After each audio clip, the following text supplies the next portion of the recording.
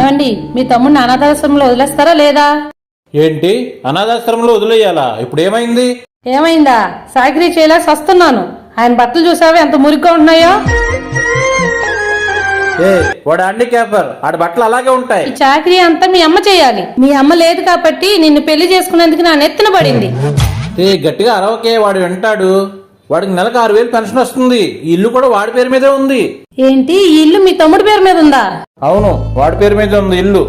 చిన్నోడు అవుటువాడు, వాడు బతకలేడు, పెద్దోడు ఎలాగైనా బతికేస్తాడని మొత్తం ఆస్తి వాడి పేరు మీద రాసింది మా అమ్మ. నేను సరే అన్నాను. ఇప్పుడు నువ్వు గట్టిగా అరిసావనుకో, వాడు విన్నాడు అనుకో, ఎటుగట్టు వెళ్ళిపోతాడు. అప్పుడు మనం అడుక్కు తినాలి. అవును, ఆయన చెప్పింది నిజమే కదా. ప్రతి నెల 6,000 పెన్షన్ వస్తుంది. ఈ ఇల్లు కూడా తన పేరునే ఉంది. ఇంకో ఇల్లు కట్టుకోని అవసరం లేదు. ఉన్నంతకాలం మరిదిని బాగా చూసుకుంటే ఈ ఆస్తి అంతా మాకే వస్తుందిగా.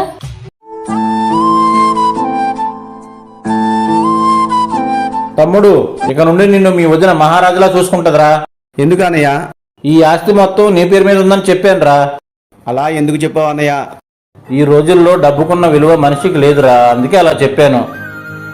ఏంటండి, మీ తమ్ముడిని బయటే ఉంచి మాట్లాడుతున్నారు? లోపల తీసురండి. తమ్ముడు, ఇక నీకు రాజయోగమే. పదా లోపలికి.